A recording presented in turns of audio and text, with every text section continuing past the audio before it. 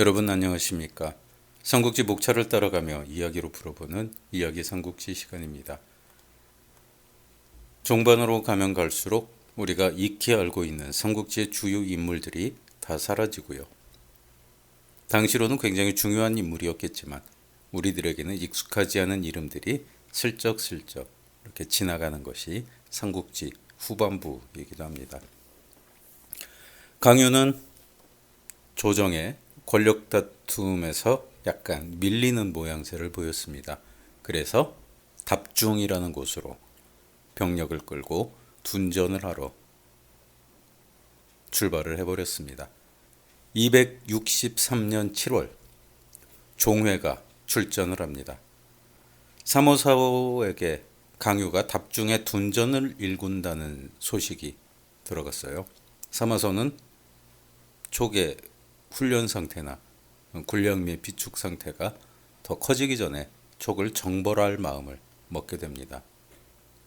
그리고 등해에게 병력을 모으게 하고 종회를 등해 부장으로 임명을 하려고 합니다. 하지만 종회는 이미 오래전부터 그 일을 준비하고 있었습니다. 사마소의 물음에 직접 자신이 세운 작전 지도를 보여주었습니다.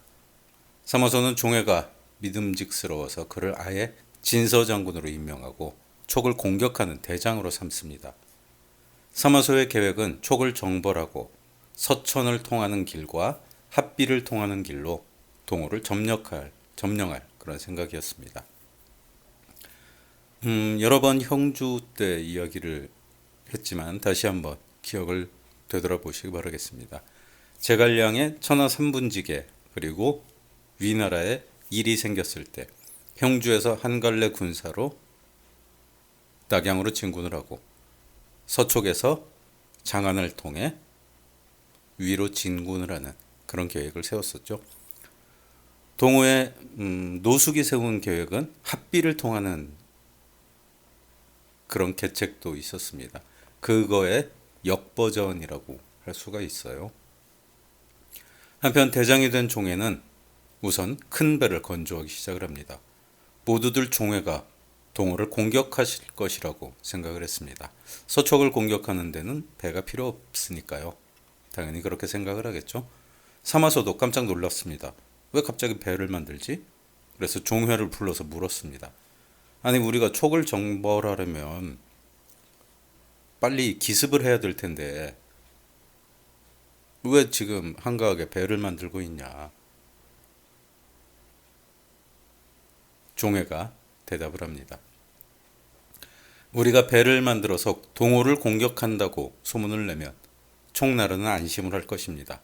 그때 불시에 촉을 공격하는 계획입니다. 그리고 촉을 점령하고 나면 어차피 동호를 공격할 전함이 필요합니다. 이 배는 그때 사용하면 될 것입니다. 한 수앞이 아니라 두 수앞을 멀리 내다보는 그런 종회의 종합적인 그런 계획이었죠. 사마소는 종회의 성공을 의심하지 않았습니다. 그렇게 준비한 종회가 10만 명의 대군으로 출전을 했습니다. 종회는 출전하면서 등해에게도 경문을 보내 한중으로 들어오는 강유를 막게 했습니다. 그리고 자신은 허저의 아들 허의를 선봉으로 삼아서 좌우곡으로 한중을 향했습니다. 등해는 제갈서에게 답중에서 한중으로 가는 길을 끊게 하고 왕기, 견홍, 양혼에게 삼면에서 답중을 공격하게 합니다. 이런 위기 상황에서도 촉나라의 조정은 황호가 신임하는 무당의 정죄만 믿고 전쟁이 없을 것이라며 강유가 보내는 모든 표문을 무시를 합니다. 이런 상황이니 방비가 제대로 될 리가 없었습니다. 좌우곡을 통해 남정에 입성한 종회의 부대가 파죽지세로 전진을 합니다. 남정 바로 지척이 한중이었습니다. 급보를 받은 강유가 군사를 거느리고 한중으로 오려고 했지만 이미 등해의 명령을 받은 제갈서의 군사들이 요충지를 지키고 있어서 자기 한 몸 지키기도 벅찬 그런 위기에 빠진 상황이었습니다. 그러는 사이 종회의 군사들은 벌써 한중을 점령하고 검가까지 밀려들었습니다. 동궐은 위나라 군대가 오고 있다는 소식을 듣고 급히 군사를 소집해 요새를 지키고 있었습니다. 다행히 강유가 제갈설을 따돌리고 요하와 장익을 이끌고 검각에 당도를 합니다. 종에는 방비를 제대로 하지 못한 제갈설을 참수하려고 했습니다. 하지만 부장들이 등해의 직속 부하인 제갈설을 함부로 죽이는 것은 등해와 을을 상하게 되는 일이라면서 극구 만류를 합니다. 종에는 원칙만 고집하다가 결국 제갈설을 낙양으로 압송을 했습니다. 종해와 합류하려고 한중으로 오던 등해는 그 말을 듣고 대노합니다. 종해와 등해의 반목이 시작되는 그런 사건이었습니다. 사실 이쪽의 담당자는 등해였습니다. 종해는 조정에 있었죠. 그리고 등해는 현장 야전군 사령관이었는데 뜬금없이 머리만 쓰고 있던, 고생은 하나도 안 하고 있던 종해가 이런 막중한 대임을 맡게 되니까 등해로서는 굉장히 속이 쓰렸을 거예요. 거기다가 자신의 부장을 자기 맘대로 벌을 주었으니까 반목이 시작이 되는 것은 당연한 일이겠죠. 그러나 일단 두 사람은 속마음을 숨긴 채 작전 회의를 열었습니다.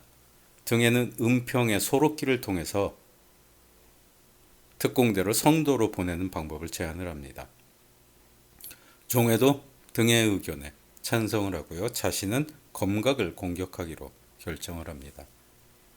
등해는 가려 뽑은 군사 3만 명을 거느리고 은평으로 빠져나와서 험한 산을 넘어 성도로 향했습니다. 길이 아닌 곳으로 가는 작전이었죠. 종해는 그런 등해의 출전을 허락하기는 했지만 오히려 무모한 작전을 비웃었습니다. 하지만 등해는 결사적인 심정으로 백리마다 군사 3,000명을 넘겨서 진지를 세우며 성도를 향해 꾸준히 전진을 합니다. 도중에 마천령의 험준함을 만나서 오도가도 못하는 상황에서 군사들과 함께 온몸을 이불로 감싸고 굴러내려가는 위험을 겪으면서도 강유라는 곳에 도착을 합니다. 그리고 그 길로 부성을 점령하니 모든 성도의 백성들이 놀라서 항복을 했습니다. 성도 유선에게도 이 사실이 알려졌습니다. 황후는 일단 거짓말이라고 유선을 안심시켰지만 극정이 나서서 제갈량의 아들 제갈첨을 추천해 등해를 맡게 했습니다. 제갈량의 아들 제갈첨은 황후가 권력을 전행하기 시작하자 조정을 떠나 있었어요. 극정의 말을 듣고 유선은 3번이나 간절히 조서를 내려서 비로소 제갈첨은 조정에 들어와 황명을 받았습니다. 삼고초려가 다시 한번 반복되는 것 같은 그런 느낌이 들기도 하네요. 허구일 수도 있고요. 성도의 모든 군사를 모으니 그 숫자가 7만 명이었습니다. 제갈첨은 큰아들 제갈상을 선봉으로 세우고 출전을 합니다. 병력이 적은 등에는 제갈첨의 군사를 유인해 승리를 취했습니다. 제갈첨은 이 전투에서 포위되어 죽습니다. 성도의 모든 군사를 물리친 등에는 면죽을 취하고 군사를 정비합니다. 성도에 있던 유선은 크게 놀라 회의를 열었습니다. 그리고 관리들이 유선에게 피난할 것을 권합니다. 동으로 가거나 남만으로 가서 군사를 다시 모아 성도를 탈환하자는 의견이었습니다. 그러나 광록대부 초주가 반대를 합니다. 초주의 의견은 이래요. 우리는 지금 갈 곳이 없습니다. 남만에 가지 못하는 것은 우리가 그곳을 완전히 평정하지 못했기 때문입니다. 그리고 그들의 마음이 조석으로 변해서 언제 우리를 해칠지 알 수 없기 때문입니다. 동으로 가지 못하는 것은 천자가 나무나라에 의탁했다가 다시 천자가 된 전례가 없기 때문입니다. 동호에 가면 우리는 신을 칭해야 합니다. 그러나 예로부터 작은 나라가 큰 나라를 합병한 일은 없습니다. 여기서 작은 나라는 오나라고요. 큰 나라는 위나라를 말하는 거예요. 그러니 조만간 위나라가 오나라를 합병하면 우리는 다시 한번 위나라에 투항하게 되는 치욕을 2번이나 겪게 됩니다. 치욕을 당하게 된다면 한 번으로 족합니다. 오나라에 투항할 것이라면 차라리 위나라에 투항하는 것이 좋습니다. 초주는 한호흡 쉬고 말을 이었습니다. 아직 동호가 평정되지 않았으니 위나라는 우리를 환대할 것입니다. 선례를 남기기 위함입니다. 그러니 지금이 투항할 좋은 시기입니다. 조조가 자기 아들과 조카를 죽인 장수의 투항을 선뜻 받아들였죠. 마찬가지예요. 총나라의 투항을 위나라가 쉽게 받아들이면 오나라에서도 결사항전하지 않고 세력이 분리하게 되면 당연히 투항을 하겠죠. 하지만 총나라를 잔인하게 정벌을 한다면 오나라는 항복해도 죽고, 그죠? 싸워도 죽는다. 그러면 싸우는 길을 택하는 것이 맞겠죠. 나중에 나라를 팔아먹은 비난의 대상이 되기도 했지만 현명하고 이치에 맞는 초주의 말이었습니다. 유선도 그 말을 옳다고 생각해 항복을 결정합니다. 그리고 등해에게 항복을 합니다. 등해는 기뻐하면서 성도로 들어와 백성들을 안심시키고 유선에게 표기 장군의 벼슬을 주어서 안심을 시켰습니다. 그리고 다른 관리들에게도 유선의 직급을 감안해 벼슬을 내린 다음 낙양으로 이 사실을 보고를 합니다. 263년 7월에 위나라 군사가 출병을 해서 유선이 날짜를 택해 등해에게 정식으로 항복한 것이 12월 1일의 일이었습니다. 그 앞에 이미 나라가 허물어졌다는 그런 얘기죠. 유비의 고난으로 일군 시간에 비하면 참으로 허망한 처우라고 할 수 있습니다. 한편 검각에 있던 강유는 태복 장현에게 항복하라는 유선의 조서를 받고 크게 놀랍니다. 따르는 장수들도 모두 눈물을 흘리며 분한 마음을 금치 못했습니다. 강유는 그들에게 충정을 깨닫고 장수를 달래고 자신의 계책을 설명을 합니다. 그리고 모든 장수를 거느리고 검각을 나와 종회에게 거짓으로 항복을 했습니다. 만약 등해였다면 저는 죽음으로 싸웠을 것입니다. 다행히 영명한 장군을 만나 이렇게 항복을 결심하게 되었습니다. 사마씨가 이렇게 강성한 것도 모두 장군의 힘이라는 것을 총나라 사람들은 모두 알고 있습니다. 진정 장군이시라면 제가 믿고 따를 수 있는 그런 분입니다. 종회는 자신을 칭찬하는 말에 정말 기뻐했어요. 그리고 강유와 의형제를 맺고요. 강유를 철석같이 믿고 강유가 지휘하던 병사를 모두 강유에게 맡기는 실수를 범하게 됩니다. 그리고 등해와 사이가 좋지 않은 종회를 이용해 등해에게 모반의 혐의를 씌웁니다. 강유의 계책이에요. 등해는 등해대로 스스로 승리에 교만해서 사마소의 명령을 거부를 했습니다.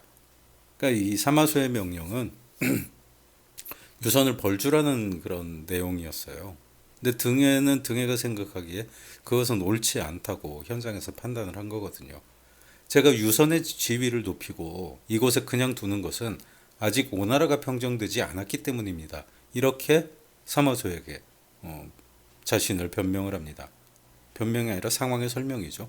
우리가 항복한 유선을 함부로 대하면 오나라는 끝까지 죽기를 각오하고 싸울 것이니 우선은 이렇게 후하게 대접하고 이 땅에 머물러 있게 해야 합니다.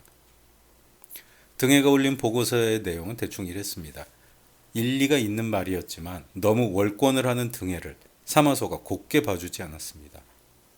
사마소는 즉시 등해와 같은 직위인 종회의 직급을 높여서 등해를 통제하게 합니다. 승진을 시켜준 거예요. 종회를. 강유가 종회에게 말합니다.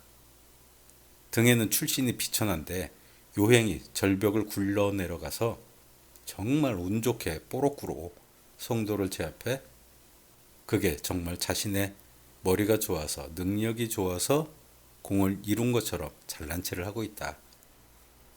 하지만 등해가 그렇게 성도를 쉽게 제압할 수 있었던 가장 큰 이유는 바로 종회 장군께서 저를 상대해서 검각에 이 강유를 붙들어 두었기 때문에 세울 수 있던 공이었다. 이렇게 이야기를 하는 거예요. 그런데 지금 등해가 총나라의 대신들에게 인심을 베푸는 것은 그의 마음에 이미 총나라를 근거로 반란의 뜻을 보이는 것이니 조속히 도모해야 합니다. 그리고 주위의 모든 장수들을 내보내게 하고 은밀히 종회에게 단둘이 이야기를 하죠. 이것은 제갈무후께서 남기신 서천의 지도입니다. 제갈량이에요. 무후께서는 항상 익주는 폐업의 근거로 알맞은 땅이라고 하셨습니다. 등해를 없애기만 하면 이 땅은 능히 장군의 것이 될 수 있습니다. 은근히 반란을 부추기는 그런 말이었습니다. 그 뜻에 동조한 종회는 기뻐하면서 진공 사마소에게 등해가 반란을 일으켰다는 표문을 올립니다. 사마소는 즉시 군사를 일으켜 등해를 토벌한다는 공표를 하죠. 서조연으로 있던 소재가 건의를 합니다. 종회의 군사가 등해의 군사를 능가합니다. 직접 나서지 않으셔도 됩니다. 그러나 사마소가 말합니다. 일전에 그대가 나에게 종회를 조심해야 한다고 말하지 않았는가? 내가 군사를 일으키는 것은 등해가 아니라 종회를 견제하기 위해 군사를 일으키는 것이다. 사마소가 대군을 일으켜 장안으로 향하자 오히려 놀란 것은 종회였습니다. 그는 본심이 들킨 것 같아 불안하기도 했습니다. 하지만 등해를 잡는 것이 일단 문제였어요. 강요가 건의를 합니다. 감군 위관을 시켜 등해를 잡으라고 명하십시오. 감군이라는 직책은 헌병대 같은 거예요. 위관은 종회의 명령을 받고 성도에 도착해서 각 군영에 경문을 띄웁니다. 나는 황명으로 반역한 등해를 잡으러 왔다. 투항하는 자들은 죄를 묻지 않을 것이다. 그러나 등해에게 협조하는 자들은 모두 반역죄로 삼족을 멸할 것이다. 모든 관문을 지키던 병사들이 달아났습니다. 위관은 천천히 정문으로 걸어 들어가 잠자고 있던 등해를 사로잡아 종회에게 보고를 올립니다. 종회는 강유를 대동하고 개선장군처럼 성도에 입성을 했습니다. 그리고 등해를 낙양으로 압송을 합니다. 강유가 종회에게 다시 이야기를 합니다. 옛날 한신이 괴통의 말을 듣지 않아서 토사구팽을 당한 일을 아십니까? 오왕 구천을 도운 대부 문종도 법료의 충고를 듣지 않고 공로를 이뤘다가 주사를 당했습니다. 이제 장군이 바로 그에 해당합니다. 이 한중은 천하를 도모할 근거가 되는 땅으로 나아가 중원을 공격할 수 있고 일이 실패해도 최소한 한중의 근거에서 왕을 칭할 수 있습니다.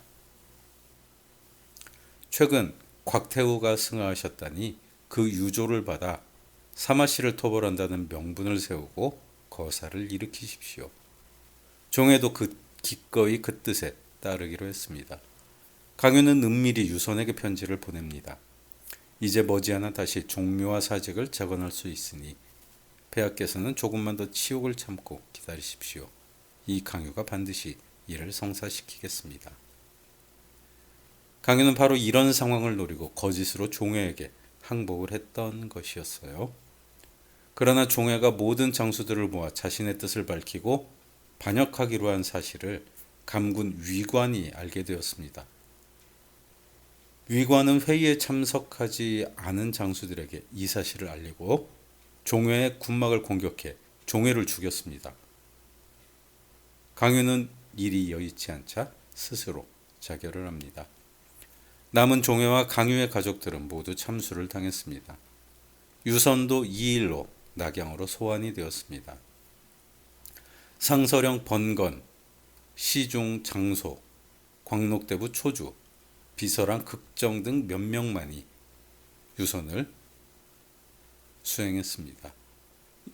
264년 3월의 일이었습니다. 굉장히 급박하게 상황이 돌아갔죠. 유선이 항복한 것이 그 전에 겨울인 263년 12월이었고 그 사이 등해와 종회가 모두 죽었고 공은 모두 감군이었던 위관이 차지를 하고 유선은 낙양으로 풀려가게 됩니다. 그러나 진공 사마소는 낙양으로 온 유선을 후하게 대접을 합니다. 그는 유선을 안락공에 봉하고, 여기 공은 자규예요. 가장 높은 자규에 해당합니다. 1만 호의 시급을 주었습니다. 아들 유요와 수행한 신하들에게도 자규를 주었습니다. 그리고 말년을 자규의 이름처럼 안락공으로 안락하게 살았습니다. 어느 날 사마소가 유선을 위해 잔치를 열었습니다. 그리고 총나라 사람들을 불러 총나라 음악을 연주하게 합니다. 자리에 있던 극정, 초주 등이 모두 눈물을 흘렸지만 유선은 즐겁게 마시고 놀았습니다. 사마사가 그런 유선에게 물었습니다. 총나라 음악을 들으니 나라 생각이 나지 않으시오? 그러자 유선이 대수롭지 않게 대답을 합니다. 아니, 여기 이렇게 즐거운 일이 많은데 어찌 서촉 생각이 나겠습니까? 자리에 있던 위나라 대신들이 모두 유선을 비웃습니다. 한참 술자리가 무르익어 유선이 측간에 갈 때 극정이 얼른 따라 나갑니다. 그리고 유선에게 말해요. 다시 물으시면 조상의 묘가 있는 서촉이 그립다고 하십시오. 유선은 취한 중에도 고개를 끄덕였습니다. 다시 자리로 돌아온 유선에게 취한 사마소가 다시 물어봅니다. 정말로 공은 서촉의 생각이 나지 않으시오? 유선이 대답해요. 조상의 묘가 있는 곳이라 늘 그거 생각뿐입니다. 사마소가 살짝 웃으며 말합니다. 어찌 극정이 말하는 것처럼 들리옵니다. 유선이 깜짝 놀라 대답을 해요. 어찌하셨습니까? 공의 해안은 귀신도 따르지 못하겠습니다. 위나라의 모든 신하가 야망도 없는 유선을 비웃으며 더 이상 경계하지 않았습니다. 하지만 망국의 군주로 어찌 나라를 복원할 생각을 하지 않겠습니까? 다만 힘이 미치지 못하는데 필부의 용기를 낼 필요는 없기 때문이었다고 생각이 되기도 하고요. 유선이 사실 쉽게 항복을 한 것은 백성들의 피를 흘리지 않기 위해서 였던 게 더 커요. 사실 이미 진나라 때 통일이 한 번 됐기 때문에 같은 민족이죠. 누가 지배를 하건 백성들의 삶에는 큰 지장은 없습니다. 위에 기득권층의 교체만 있을 뿐이니까요. 그래서 유선은 항복을 했던 것이고요. 다시 자신이 나라를 되찾을 생각을 하고 뭔가 일을 꾸민다면 그 피해는 모두가 다 백성들에게 돌아갈 것이라는 것을 짐작을 하고 있었겠죠. 또 시기가 강유의 반란으로 한참 민감한 시기인 점을 고려한 대답이기도 했습니다. 우둔한 군주로 인식되는 유선의 이 일화는 충분히 행간을 음미해 볼 가치가 있는 사건이기도 합니다. 264년 그 해에 사마소는 진공에서 진왕이 되는 조조의 행보를 밟아갑니다. 그리고 사마염과 사마유 두 아들이 있었는데 차남 사마유를 더 사랑해서 그에게 대위를 물려주고 싶은 마음이 있었습니다. 그러나 많은 신하들이 전대의 예를 들며 사마소를 말렸습니다. 결국 사마소도 신하들의 의견에 따르고 큰아들 사마염을 세자로 삼고 오래지 않아 세상을 떠납니다. 265년 8월의 일이었습니다. 하증이 대신들을 모아 사마염을 진왕으로 올리고 자신은 승상이 됩니다. 사마망은 사도, 석포는 표기장군, 진거는 거기장군이 되었습니다. 사마소에게는 문왕의 시호를 올리게 됩니다. 그리고 가충과 배수의 추대를 받아 그해 12월에 수선대에서 조한에게 제위를 양위받았습니다. 조한은 진류왕에 봉하고 주거를 금룡성으로 제안을 합니다. 국헌은 대진으로 정하고 연호를 태시로 바꾸고 정국 안정에 힘쓰기 시작을 합니다. 조조가 걸었던 길, 조씨가 걸었던 길을 사마씨가 그대로 걷게 되죠. 이렇게 진나라가 천하에 등장을 하게 됩니다. 동호의 소유는 촉이 멸망하고 사마염이 황자가 되자 앞일이 걱정되어 병이 깊어졌습니다. 건강이 나아질 기미가 보이지 않자 승상 복양홍을 불러 태자 솔령이 보필을 부탁하고 숨을 거두었습니다. 복양홍은 황제의 유조를 받아 조정대실 등과 이 일을 상의했지만 분위기는 어린 손령보다 죽은 손화의 아들 손호를 추대하는 것이었습니다. 승상 복양홍은 태우전에 들어가 이 일을 상주하니 태우는 조정의 뜻대로 하라는 조서를 내렸습니다. 265년 7월에 손호는 제위에 올랐습니다. 그리고 연호를 원홍으로 고치고 아버지 손화를 문황제로 추존을 합니다. 손화는 송건의 셋째 아들로 장남과 차남이 일찍 죽어서 태자에 봉해졌다가 전공주의 참소를 받아 폐위되어 죽은 인물이었습니다. 이 전공주가 손건이 늙음하게 얻은 그런 부인이에요.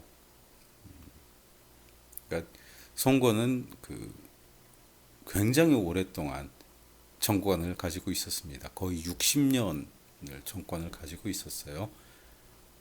그래서 본부인의 아들 자식들과 이 마지막 부인의 자식 간에 어마어마한 나이의 격차가 있죠. 그리고 어린 손령은 원래 손유가 태자로 세우려 했던 솔령은 이 전공주 핏줄에 해당하는 그런 사람이었습니다. 제위에 오른 손호는 해가 바뀌어 연호를 다시 감로로 바꾸고 자신은 주색에 빠져 지내며 중상시 잠원을 총애하여 정사를 맡깁니다. 손호를 추대한 승상 복양홍과 장포는 손호를 배하라고 일의 부당함을 가냈다가 삼족이 주살당하는 참변을 겪었습니다. 고명대신까지 이런 대우를 받으니 다른 대신들은 감히 아무 말도 하지 못했습니다. 이 싸움은 자격이 없는 손호를 제위에 올린 복양홍과 장포가 손호의 권력을 쥐고 흔들려는 과정에서 손호의 반격을 받아 죽은 사건으로 보여지기도 합니다. 원래 유지를 따랐으면 이런 문제는 없었을 거예요. 하지만 다른 사람을 황제로 추대를 했죠. 그리고 추대를 해놓고 자신들이 기득권을 쥐고 좀 흔들려고 그런 시도를 하다가 오히려 황제에게 밉보여서 죽은 그런 사건일 수도 있다는 생각을 한번 해봅니다. 한편 권신을 죽여 조정을 일신한 손호는 다시 연호를 보정원년으로 정하고 육계와 만욱을 좌우 승상으로 임명을 했습니다. 그러나 이때 손호는 수도인 건업에 가지 않고 무창에서 정모를 봅니다. 그리고 모든 진상품을 건업에서 무창으로 옮기는 일이며 새로 궁궐을 신축하는 일에 부역이 과중하게 되었습니다. 육계가 이 일로 상소를 올려 건업으로 돌아가기를 청했습니다. 그러나 손호는 무창을 도읍으로 옮기려는 작업을 중단하지 않았습니다. 또 크게 군사를 일으켜 총나라의 원수를 갚는다는 명분으로 진나라를 정벌하겠다는 사업을 벌여 진동장군 육항을 시켜 양양을 공격하게 합니다.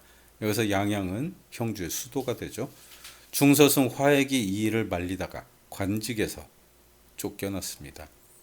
이 일 역시 건업의 세족과 민심이 자신에게 따르지 않는 손호가 자신의 근거지를 자신에게 유리한 곳인 무창으로 고집해서 조정의 중신들과 알력이 발생한 것으로 보여지며 이런 일들은 동탁의 장안천도, 조조의 허연으로의 천도를 비롯해서 한국사에서 철원에서 개성으로 천도한 왕건, 그리고 개성에서 한양으로 천도한 이성계, 수원으로 천도를 고집한 정조 등의 예를 많이 찾을 수 있기도 합니다. 그리고 군사를 일으킨 일은 내환을 다스리기에 전쟁보다 좋은 명분이 없다는 것을 알고 시행한 정책으로 보입니다.